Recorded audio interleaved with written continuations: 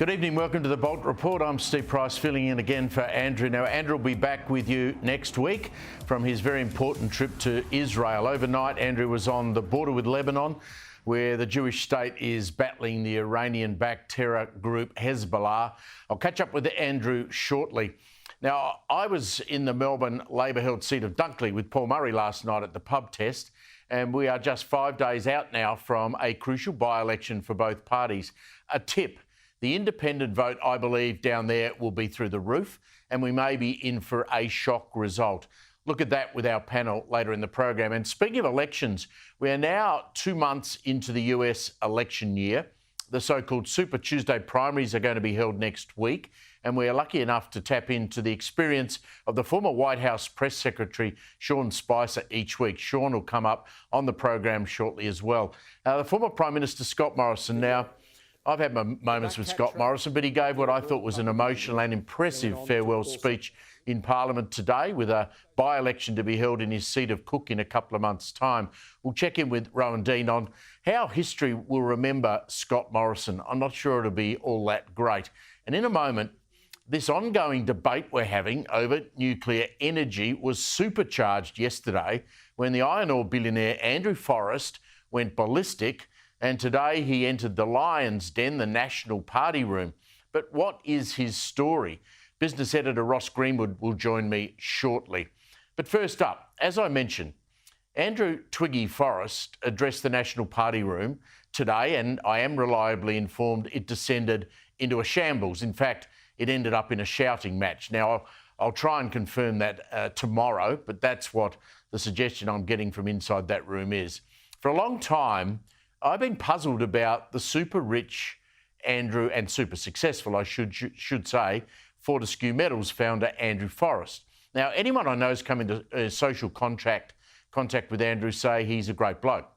But I am staggered that he seems to have some sections of the media eating out of his hand as he travels east from his giant iron ore mines in WA and wags his wealthy finger at anyone on the East Coast who doesn't buy into his green dreams, some say green fantasy, around things like green hydrogen.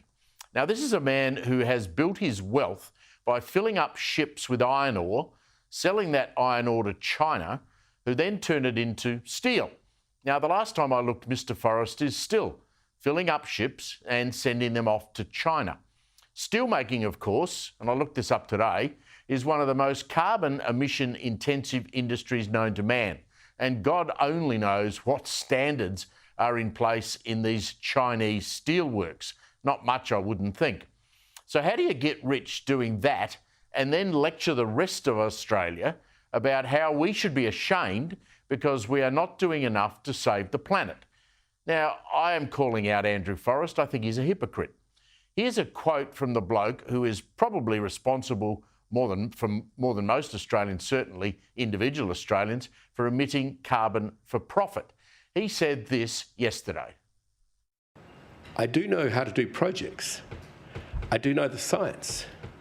And I do know the economics. This misinformed, unscientific, uneconomic, plucked out of the air, thin air, bull dust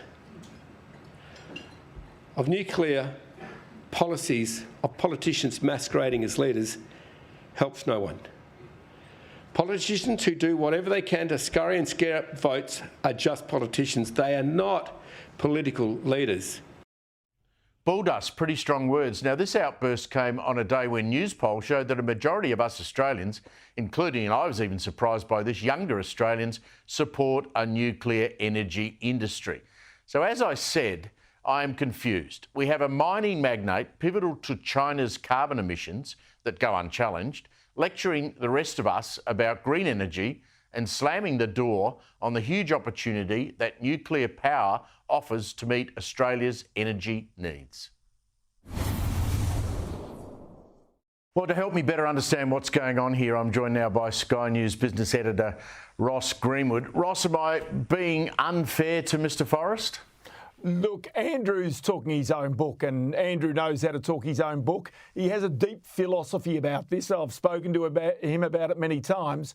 And effectively what he's trying to do is to turn the cash, the enormous amounts of cash, tens of billions of dollars a year that is generated from his iron ore operations, as you say, selling that to China that then turns it into steel by adding coal to iron ore to create steel. Effectively, he wants to then become something else. So using that cash flow to create green energy, so that ultimately the dream is to create green steel without having to use that coal in the steel making process. But the fact of the matter is you need to go a couple of steps before you can do that. You've got to create green hydrogen and therefore before then green ammonia. So you need enormous amounts of wind power or solar power to be able to do that. And it would be fair to say that Andrew Forrest basically is trying to turn his back on nuclear because he has really put almost all of his eggs in the green energy basket of wind and solar generation. I want to get on to nuclear in a moment. I just want to clear this up, though. So he's making billions of dollars selling iron ore to the Chinese, who then use coal-fired power to make steel, which, as I pointed out, is one of the biggest carbon emitter industries on the planet. But to make himself feel better, he's using all those profits to go green on the other side of the country. Doesn't that make him a hypocrite, or does it make him someone who's trying to do the best he can with the dough he's got? Well, look, the one thing about Andrew Forrest, and I've known Andrew for many decades, is really he is a force of nature in his own right. So therefore, the way in which he went about building those iron ore mines on the West Coast, in the Pilbara, it was astonishing. I mean, when he had BHP and Rio objecting to him doing that at every step, going to the High Court, the whole thing, and yet he got customers out of China. He managed to do, if you're going to build a high-speed railway in Australia, there's only one man you'd ask, and that's Andrew Forrest, because he would get it done. Now, would people be upset by the way he did it? Absolutely you would. But then again, it would get done. So in this particular case, Andrew Forrest is almost a break or breakthrough person. And he says the future for Australia, as we basically have to come off the export of coal and gas long term, he says it is about becoming a green energy superpower. And he effectively is trying to make money for Australia, but lots and lots of money for himself by basically being that green energy superpower in this country.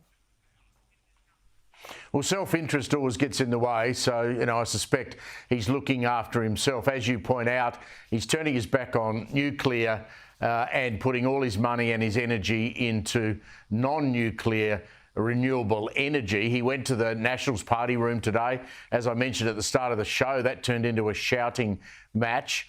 And he's now picked a fairly heavy fight with Peter Dutton, and he says that Dutton and other politicians who are pushing nuclear out of touch, they don't know what they're talking about. The world's not embracing nuclear. Give me the facts on nuclear. I mean, yes, it would take a long time, and yes, it's probably expensive, but anything worth doing these days is expensive. But is the rest of the world taking uranium, including ours, and using it to generate nuclear energy, which is clean and green? Why then don't we? Well, it's a really good question, and it's one that baffles me for years. I know that the opposition, and particularly Chris Bowen, like to say that it's going to cost many tens of billions and will take many, many years for us to be able to achieve this. I don't think that's quite right, because you look at the speed with which other countries are doing it. So just between now and 2029, I only look 5 years out into the future. There's many more. Have a look at this. Over the next 5 years, there are going to be, in the world, 53 nuclear reactors built to generate electricity. Look at some of the countries that are doing it. Bangladesh, for goodness sakes, is doing it. Turkey has got 4. Egypt has got 4. India has understandably got 8. China, 26. So here is a situation where right now Australia has 0 and no plans even to get to that next point. But there's a second thing I want to show you as well, is I want to show you the world's biggest uranium exporters. If we have a look at this. So here is the hypocrisy to me. Is that Australia has in the past been number 3 on this list for a long, long time. We are amongst the biggest uranium exporters and producers in the world. Every single ounce of uranium that we create, uranium oxide, is exported to, guess what, generate energy in other parts of the world. Just like coal is exported and generates energy in other parts of the world, we don't want it anymore, so we go and export it and give it to somebody else. And what do? They burn it and they generate electricity to give themselves cheap, reliable energy. We do the same with nuclear. So there is hypocrisy there. Go one step further and have a look at, say, for example, in nuclear medicine right now. I want to show you this one as well. So here are the top nuclear medicine producers in the world. You've got France is there, you've got Canada is there, you've got Europe is there, quite obviously South Africa is there, you've got Russia there. We'll keep on going because guess what's next on the list? Australia is there. Australia creates nuclear medicine. In fact, we also produce 50% of the world's eradicated isotopes, which are used to create what? Green energy type things like electric cars. So the argument here is even though we've got ANSTO at Lucas Heights that creates all of this nuclear medicine that's required for the world, one of the biggest in the world, and creates all of these eradicated isotopes that are used for creating electric cars, high-speed trains, all the things that people need, we don't want nuclear. And I just sit there and think we're nuts. Because the fact of the matter is we already have a nuclear industry here in Australia. We already have export dollars that come from that, and yet we somehow demonise it and say we don't want any more. It is absolutely crazy to think that way. Yeah, just finally, I mean, politically, the problem that this creates is that people like Chris Bowen, who have complete obsession with green energy, and he set these sort of targets that are almost impossible to achieve. When you get someone like Twiggy Forrest talking the big talk about green energy and giving you support, it gives people like Chris Bowen confidence, which really annoys me.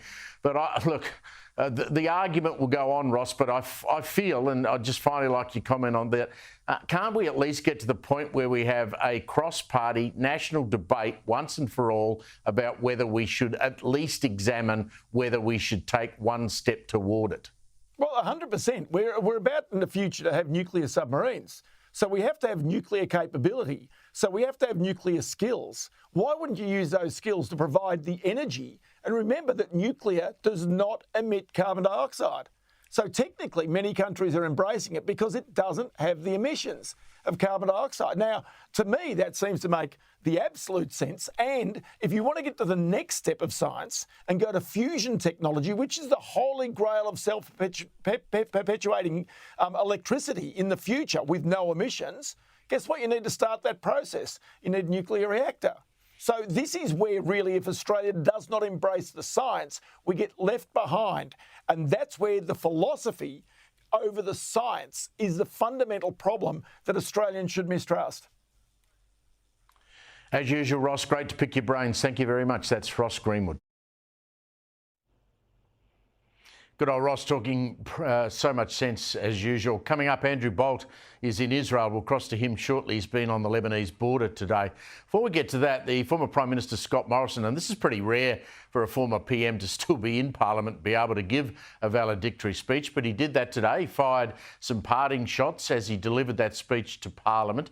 Joining me now is Liberal Senator Claire Chandler. Claire, great to see you again. Here's a little bit of what Scott Morrison, I'm sure you've seen it today, had to say.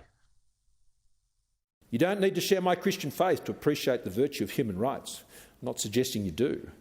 But equally, we should be careful about diminishing the influence and the voice of Judeo-Christian faith in our Western society, as doing so risks our society drifting into a valueless void.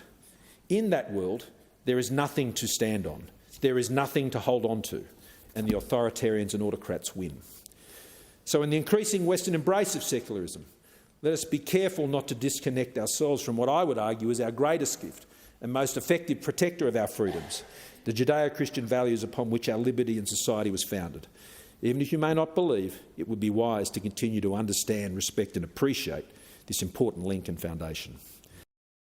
Got to say, it was a pretty good speech. Both the Prime Minister, Claire, and the Opposition Leader, Peter Dutton, had some kind words to say. Here's what they said. You must have gone through some really difficult times in trying to reassure yourself that the decisions that were being made, big decisions, were the right ones. But I don't doubt for one second that the motivation in that was absolutely right. We always knew, whatever the circumstances, that this was a person who would bring 100% of his energy and determination. I think Prime Minister Morrison's crowning achievement has been the AUKUS deal that was struck between the United States and the United Kingdom. I can tell you it was no easy feat. One hell of a legacy. Claire, I think when you listen to his memories of working through COVID, particularly with Greg Hunt and with Josh Frydenberg, that must have been a really tough period of time. What's your memories of Scott Morrison? Oh, look, I think it was a very powerful speech from the former Prime Minister today. And I think history will look very kindly on Scott Morrison ultimately. I mean, it was tough for any leader of any country over the last few years, being a leader while the world was facing the challenges that we were. But I think Scott will be remembered for the role that he played in securing the AUKUS deal. That is a deal that is going to be incredibly important to Australia's national security and the region's national security in the coming years, but also the role that he played in standing up to the Chinese Communist Party and their economic coercion of Australia, just for calling for an inquiry into the origins of COVID-19. So a big legacy for this Prime Minister, and I think in a few years' time we'll be looking back at it very, very fondly and favourably. I think you're right to point out the comments that he made about China in the middle of COVID. I mean, we were all locked up in our houses, Senator, weren't we? And we wanted to know where this thing had come from. And Scott Morrison pointed the finger at China and said, well, at least have an investigation and tell us where it came from and how it got out. I think that was the right thing to do. And then, of course, the Chinese, put bans on everything from red wine to lobsters. But Morrison held his line. He knew it was a risk for Australia. It probably cost many Australians a lot of lost revenue in trade. But we had to stand up to the Chinese. And I think he got global recognition for that. Yeah, certainly. We think back now and COVID seems like a bit of a distant memory for some. But in those early days where we were trying frantically to deal with this pandemic, I think it was only right for Australia to ask about the origins of the pandemic. And certainly history has shown that we were right in making those assertions and in voicing those concerns. And the response of the CCP was incredibly unreasonable at the time. And I still think it's unreasonable now. Yeah, just wonder if the current government would have the courage to actually do that. Just finally, before you go, news out of Queensland today, speaking of COVID, you've got dozens of police and nurses, Claire, paramedics, other health workers, won a magnificent legal battle over mandatory vaccination orders. The Supreme Court there declared that those orders were unlawful. This is going to have massive ramifications. And you imagine all of those emergency services workers have got to have a pretty solid legal case against the government. Oh, look, I think massive ramifications for this decision out of Queensland today. And I think above and beyond anything else, this decision highlights how important it is that we have a Royal Commission into the way that all levels of government in Australia dealt with the COVID pandemic. And that was something that when Mr Albanese and his colleagues were on the opposition benches, they were very happy to call for. But they've broken that promise to the Australian people. And instead, we're going to have this very light touch inquiry that's only going to look at the response of the federal government at the time, while in no way examining what state governments were doing. And I don't think it's a coincidence that we won't be examining state governments at a time where back-to-back governments on the mainland are all controlled by the Labor Party. So it's the PM looking after his mates. He's broken a promise to Australians. And I think the decision out of Queensland today clearly demonstrates that there is more that needs to be looked at here. Yeah, well said, Claire Chandler. Thank you very much for your time, Senator. Thanks, Steve. Well, as we explained yesterday, I'm filling in for Andrew Bolt this week. Andrew's taken himself to Israel to see for himself what's unfolding in that Middle East conflict. Andrew told us yesterday and visited a kibbutz that had been invaded by Hamas terrorists on the 7th of October, the harrowing pictures of the dead out of that community. And then, of course, he went to that scene of the music festival, which was just as harrowing, with young Israelis gunned down brutally in cold blood by Hamas terrorists. Andrew's travelled north today. He's gone to the border with Lebanon, and he joins us now back in Tel Aviv. Andrew, you found yourself in the middle of a missile exchange today down on that northern border. Yeah, it's interesting, Steve. There are two wars going on, in fact. One is just 45 minutes down the road, the one that all the attention's at. That's Gaza with Hamas. And an hour and 45 minutes up the other way is another one, Hezbollah. They are in southern Lebanon. They're a much bigger terrorist group, also funded by Iran. They've got, people are saying 200,000 missiles. No one really knows. 60 of them were fired yesterday while I was there. And I was sitting there in a general's office, a general in command of half the border. We'd just gone to the border, and the Hezbollah are over the ridge line. There's a big wall there, and they fired at a village not far from us. And when I went to the general, he was there watching from a drone where that missile had been fired from. And he told us to watch, and then bang, one of the targets went. And a little while later, 15 minutes, we saw a car pull up to another place. Hezbollah people be in the car that confirmed it. They said intelligence, I don't know what that means. And bang, the car was gone too. There was one of two cars with Hezbollah in it that were destroyed yesterday. 60 missiles in one day is a lot. People are there. I was talking to a mayor yesterday, quite upset. 3.5 kilometres of Israeli land has been emptied. The people sent to live in hotels. Some refugees are in this hotel. Empty land now, and they're furious that 60,000 people had to be evacuated because Hezbollah is there. They don't know when it will strike, but Israel knows that when it's done with Gaza, that war, they have to deal with Hezbollah up that war, and that can be very tricky. I'll get you to explain the uselessness of the UN for me in a moment, but just before we do that, put it in context where you were. So the General's office in relation to where the building where the missile came from, give me an idea in, say, metropolitan Melbourne or Sydney, what that sort of distance is. I mean, is it like, one of the better-known coastal towns on the Mornington Peninsula? Is it 200 metres? Is it a kilometre? How far? Well, that's the distances. They're crazy, Steve. You're probably 10 minutes from the border, but everything's with electronic thing. What was really interesting, the informality there compared to what you might expect from the Australian Army. I go to the general who's carrying, all the soldiers there were carrying, some machine guns. This particular general is a bit of a hero already in Israel. Like I say, he was back in that war, 45 minutes away in Gaza, next to Gaza in a kibbutz. He was there. And that came under attack. He personally had to defend his own family, shooting dead terrorists. After a few hours, finally, the rest of the Israeli military came. But he realised, like most of Israel, that if Hezbollah also attacked, Israel was really in strife. So it left his family straight away, pell-melled it back, an hour and 3/4 that way, and took command of his unit. So sitting there in a shipping container, I must say his clothes weren't looking too fresh after all this time there. Then we had a tour of the intelligence unit, which monitors these satellite images and drones that go through, select a target, verify it with other information, people on the ground or whatever, and then press the button and they're no more.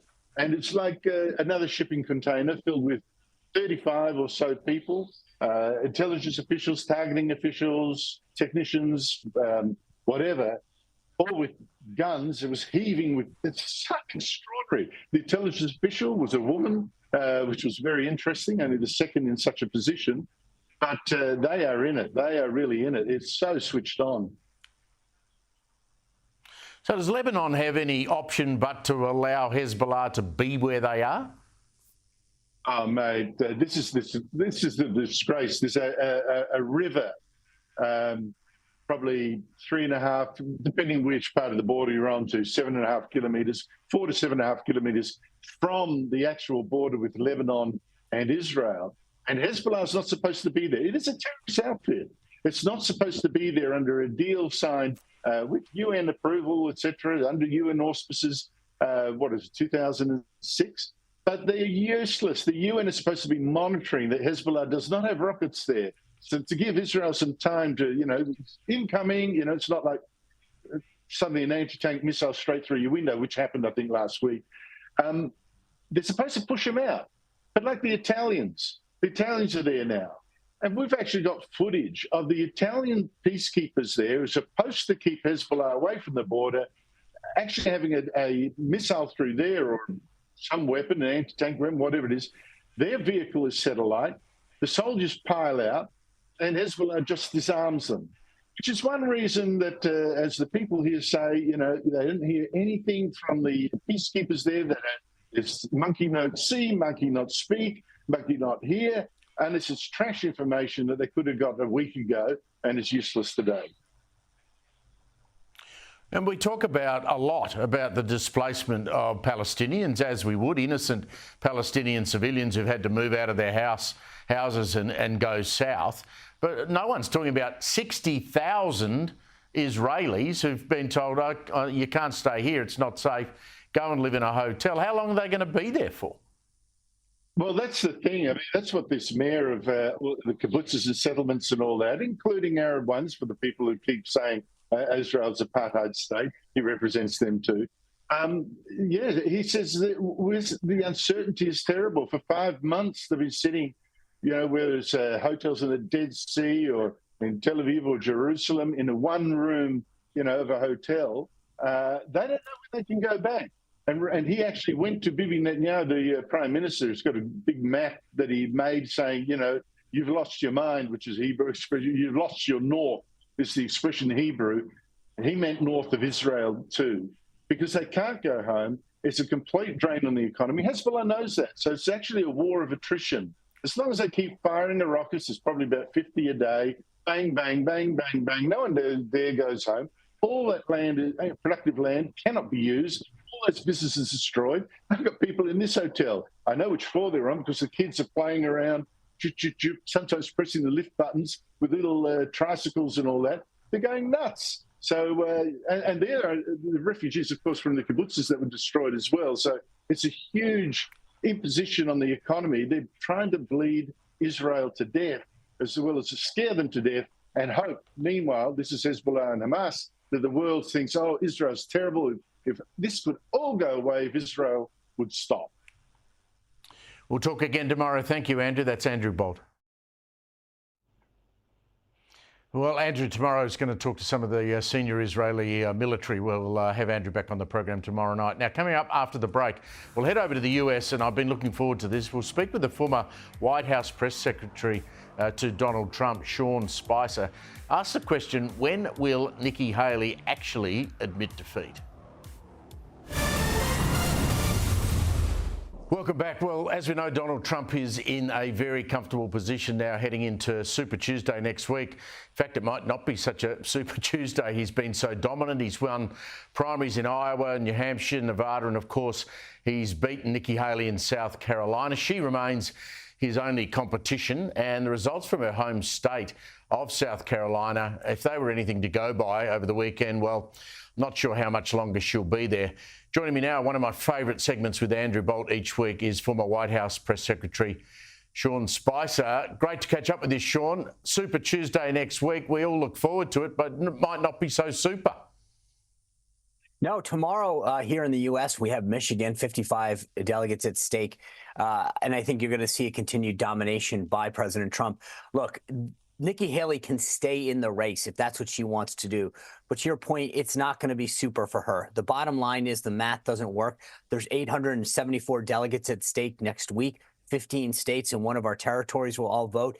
At some point, the math becomes unsustainable. The reality of not being able to get to 1,215 delegates, which is what it takes, is going to become abundantly clear. The problem, frankly, is that the media here in the United States and some of the big donors and never-Trumpers want this to go on. If this was any other candidate in any other cycle, we wouldn't be having this conversation. They would have announced her dead on arrival a long time ago. So on her, we'll get onto her funding in just a moment. What's the play here for Nikki Haley? I mean, you know this better than anybody. Is she staying in the race, looking forward to the term after, or whether Donald Trump wins or Joe Biden? Is that her long game? The question you're asking is the perfect question that I have been doing campaigns for 30 years here in the United States. I cannot answer it. She is not running in 2028. She's not running in 2032. She has completely undermined any political capital that she had left, any standing within the party. The MAGA base of this party just, frankly, I think at this point is getting to a level of despising her. So I don't know what the answer is, because it's not political and it's not professional, meaning if you're looking to go out and turn this into some kind of speech factory where you're going to get on the corporate circuit, at some point people just don't bring the person that got their butt kicked over and over and over again in to give the big keynote speech. I think, frankly, what this really comes down to is just a personal vendetta against Donald Trump at this point. There's no other way to see it, because there's no long-term political play here. There isn't one. And so I think that she has made a determination that as long as there's gas in the tank, she's going to drive the car. I want your view on this, and take this the right way. Do Republican women not like her? It's not women. I think that she just... The Republican base, since the get-go of this primary season, has made it clear that they want another Donald Trump term. And she has not, like any of the other candidates, frankly, made the case why she should be there. The thing that's really interesting on this, there was a lot of hoopla in the U.S. media coming out of Saturday night, the South Carolina primary, about how she'd gotten 40% of the vote. But let's keep in mind that South Carolina is an open primary, meaning anybody could vote in that primary. And she openly urged Democrats and independents to come and vote in the Republican primary. And apparently it worked. So to claim that somehow she has a base of support, maybe that's true, but it's certainly not within the Republican Party. Yes, there are Democrats that want to cast a protest vote against Donald Trump, and there's no contest on the other side. There's a lot of people on the independent side that maybe not like him, but this is a Republican primary to determine the Republican nominee, and she's not even courting Republicans. Sean, put those fake Republicans to one side, and using your polling experience, when she goes and when it's a presidential election one-on-one, do the Republicans that have ticked her box come to Donald Trump? I think it's another great question. I think about 90% do. You know, the folks are going to realize that this is a binary choice. You may not like Donald Trump. You may not like some of his actions or his words or his social media posts. But at the end of the day, what this really comes down to is a choice between the 4 years that Trump put on the scoreboard when it came to his administration and the 4 years that Joe Biden has. And Andrew and I have talked about this. The reality is that whether you're talking about our domestic policy, our border, our economy, or our foreign policy, and the wars that we have now watched happen on Joe Biden's watch that stemmed, frankly, in many cases, from that failed withdrawal in Afghanistan, you can make a huge contrast. And I think voters may not like the personalities of one of the other candidates, but for the first time in my lifetime, and probably in anybody's lifetime going forward, we're going to be able to judge a record versus a record, not a hypothetical, not a bunch of promises, but 4 years of one president versus 4 years of another, and make that decision. And I can't think of a clearer contrast that exists between these two men. I reckon that's a fantastic point. I mean, you're really basically holding up, aren't you, Sean, two mirrors, and you're looking one where Donald Trump kept the border secure, and you look in the other one and you've got thousands and millions of people flooding in from the south, and you go to yourself, well, if I want America to become great again, or just be America where you have to come here the right way, then you don't vote for Joe Biden. Absolutely. And that's it. And the thing is, you know, when you do a campaign, 99% of the time, it's hypothetical. It's, I will promise you this, I will do this, I support this. In this case, and that's why I'm saying for the first time in my lifetime, and probably the last time in my lifetime, you will have the record of a former president going against the incumbent president, and you can contrast every single aspect of what should be important to voters: safety, the economy, foreign policy. And there is no clearer of a contrast. And you can't argue, you know, you're not going to hear these candidates go up and, well, I would do this and I would do that. The voters can honestly look at the record and compare border to border, economy to economy, foreign policy to foreign policy. Energy is the other one, of course. I mean, Donald Trump had the US energy stitched up, mate. I mean, you were producing more oil than you could use. You meant that in terms of the industry, which I totally agree. I thought you meant in terms of the person, which I would also agree. Well, both, mate, both. Exactly. Sean, do you buy the Democrats' spin that the Democrats want Trump to run because they believe that Biden can still beat him? Who believes that? Well, look, they have two choices. I think no matter who we put up with the record that he has, we could beat him. I think it's going to be Donald Trump, and he will beat him. And the problem is, I think that there's two issues. Number one, the polls are what they are in the battleground states. There's 8 states that this election is going to be decided on. And in every single one of them right now, Donald Trump beats Joe Biden. And frankly, he only needs to win, a few of them. But the other issue is this. The biggest issue that Joe Biden has is his age, and it's not a number. It's his mental acuity and his physical prowess, and both are something that you cannot fix. There's no campaign in the world that can fix it. And all these Democratic strategists run around and say he should get out there more.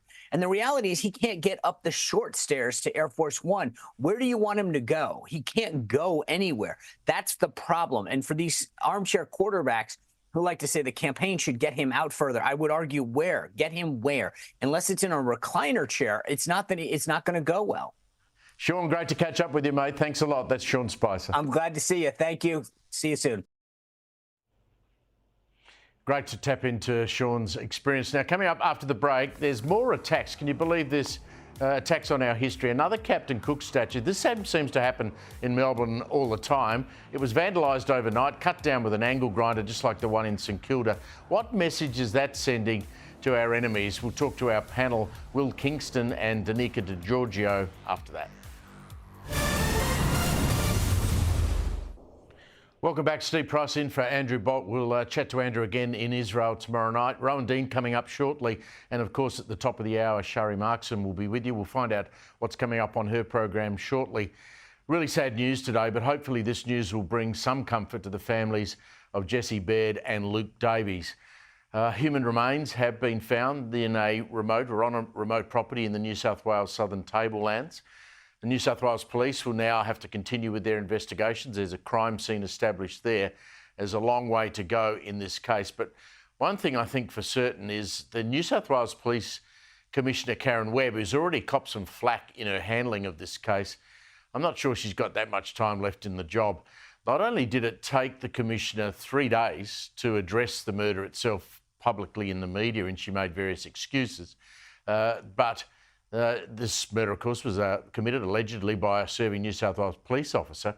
But the way she's handled the whole situation, I don't think it's been great. Now, I was in a newsroom today and the newsroom fell silent when the Commissioner addressed the media and made this comment. We're very confident that we have located Luke and Jesse. This information did come with the assistance of the accused, for which we're very grateful, and I'm sure the families are very grateful. Joining me now, Sky News host Danica DiGiorgio, of course, hosts The Jury on Sundays. Great program at 8 o'clock and primetime Friday night after my program on Fridays. And Will Kingston, host of The Spectator Australia's Australiana podcast. Danica, you probably were in the newsroom at the same time as I was today watching that. Grateful to the accused? I mean, that's just such a strange comment. You can't even understand it. Even here in the newsroom here in Sydney, there was a collective gasp. I think everyone was genuinely in shock because it's not the tone or not the sort of comment you expect to hear after such a tragic case. And I want to just start off by saying my heart goes out to the victims' families and friends during this time. But look, Karen Webb has really been appalling from start to beginning, from the beginning to the end here. Today's comments at the press conference, but also she's been largely invisible. If you look back to Friday, that's when the accused actually came forward, took himself off to Bondi Police Station, but she didn't make a press conference, Steve, until Monday. Now, she's meant to be the face of New South Wales Police. She's meant to be there during a crisis, giving the most up-to-date information, and there was a time period where she was not, and she couldn't come up with any reasonable excuse as to why she was completely invisible. In the end, people looked to her for reassurance during a time of crisis. She wasn't there. This morning, she goes on breakfast television and quotes Taylor Swift. It's been handled absolutely appallingly. Now, I know that the job of a New South Wales Police Commissioner is very difficult. I'm not saying that. But clearly, you've got to be a polarising figure, a strong figure to be able to be a police commissioner. And I just think this whole saga has been just handled so badly by her. It's been really tragic. Yeah, I think in the three major states, Queensland, New South Wales and Victoria, police leadership has not been great. Her assistant commissioner spoke at length about the families of Jessie Baird and Luke Davies, but Karen Webb's comments, I mean, she completely missed the mark. I mean, it's just, one of those things. I just couldn't believe it. Will, I mean, a sign of just how much pressure the New South Wales Commissioner is under. The New South Wales Police have now been uninvited from marching at Saturday's Mardi Gras parade in Sydney. Now, I can't quite work that out, although there was a gay pride march in Melbourne about 3 or 4 weeks ago where the Victorian Police Commissioner was marching with some of his colleagues and they were attacked by protesters who threw paint at them. I wonder if this is, a way of not having another confrontation at the parade. What do you make of it? Steve, we as a country are now run by the irrational 10%. I think the vast majority of people would have supported gay police officers marching at this event. They would have recognised that this crime was the result of a very disturbed individual who just happened to be a police officer, as opposed to the New South Wales Police Force as an institution. This happens across a range of issues, Steve, that when an angry, noisy, irrational minority pipes up on Twitter, we acquiesce. We acquiesce on Australia Day when they say that we shouldn't celebrate it. We acquiesce when they say that a man can be a woman. This happens all the time. And until we actually stand up and have the courage to support our values, we're going to keep seeing this stuff happen more and more. Yeah, great point. And Danikia, speaking of the unhinged left, as I mentioned just before the break, there's been another attack on a statue of Captain Cook. This happened in the Fitzroy Gardens sometime over the weekend in Melbourne. Again, cut off at the ankles with an ankle grinder by unhinged vandals. The other one was in St Kilda. It's so similar that I wouldn't be surprised if the same people were involved in both. I mean, this is an attempt, and it's an attempt, and I'll get Will's view in a minute. It's an attempt to bury our history and to make us ashamed of who we are. I mean, who goes around cutting down statues, for God's sake? Oh, it's just appalling. And apparently there's not even any statues left, Steve, in Melbourne, because so many have been vandalised and attacked. And what it goes to show is that these people are obsessed with division. They are prepared to commit these criminal acts to shove their opinions down our throat. And quite frankly, we're sick of it. The disrespect by taking an angle grinder once again to another statue and leaving it there by the ankles is just absolutely appalling. And I note that a few weeks ago, Melbourne's Port Phillip Council actually rejected a motion that could have seen a vandalised Captain Cook statue scrapped. So finally, some common sense, but it's very clear that these vandals, they're not going to stop. And in the end, if you're not proud to be an Australian, if you're not proud of your country, if you're not proud of its heritage, see you later. We'll show you the door, because enough is enough. And also, Steve, can you imagine if this was a statue of an Indigenous Australian? Can you imagine the outcry then? I mean, the left would have been up in arms. They would have been crying. And we don't see anything from them, of course, in this instance. Will, I give you a tip. The one in St Kilda, the one in the Fitzroy Gardens, and also the Queen Victoria statue that was daubed with red paint. I tell you, on the Cook statues, they will not be re-erected. Those councils won't put them back up. And they will just, as you said so brilliantly before, they'll just acquiesce to the noisy left, won't they? Steve, whenever a statue goes down, we look at the outcome. We don't look at the root cause as much as we should. This is a result of a 25-year plus concerted effort in our education system to make students hate our country, to disregard our values, to disregard our culture. School curriculums have been slowly changed to encourage a black armband view of Australian history. The overwhelming majority of university lecturers are now pushing a progressive, woke, left worldview. This is the real issue here. That there's no surprise that these people go out and chop down statues when for 12 years throughout their schooling, they've been taught that Australia has an evil history. Until we sort out that problem, these statues are going to keep going down until our history is erased entirely, and we cannot allow that to happen. Yeah, Will and Danikia, thanks for your input tonight. I think you're both absolutely correct, and we'll talk to you again soon. Danica DiGiorgio and Will Kingston there, thank you very much for your time. Now, coming up after the break, Rowan Dean is with us. He'll have his say on the Queensland Supreme Court case today, declaring that, I love what Rowan's going to say about this, declaring that COVID vaccine mandates were unlawful.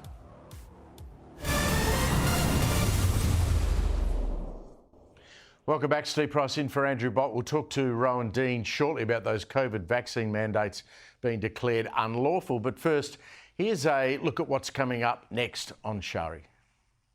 Thanks, Steve. Coming up on the show tonight, veteran gay rights campaigner Karen Phelps speaks out against the decision by the Mardi Gras to stop police from marching in the parade.